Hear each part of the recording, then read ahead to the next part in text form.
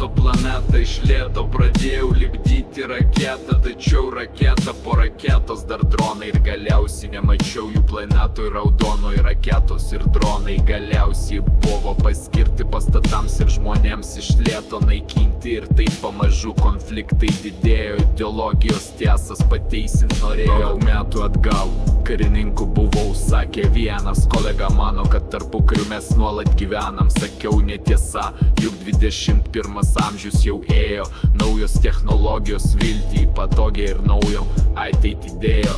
Režimai toliau propagandą pumpuoja, savo žmonės mirti už nieką vilioja. Norėčiau duot patarimą praeities kartoms, niekad neleiskit iškelti režimų tautoms. Naivios tos demokratinės šalys vis dar tikinčios režimų melagiais.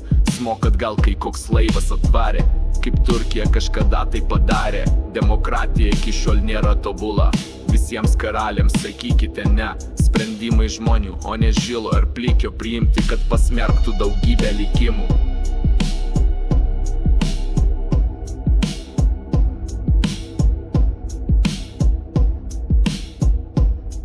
Norėjau keliauti į Marso planetą, iš lėto pradėjau lipdyti raketą, tačiau raketa po raketos dar dronai ir galiausiai nemačiau jų planetoj raudonoj. Raketos ir dronai galiausiai buvo paskirti pastatams ir žmonėms iš lėto naikinti ir taip pamažu konfliktai didėjo, ideologijos tiesas pateisint norėjo.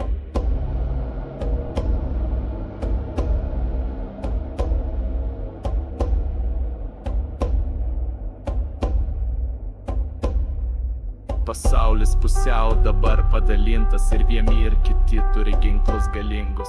Klausimas vienas, išlikti turėjo ar mes į Marsą, ar Marsas pas mus galiausiai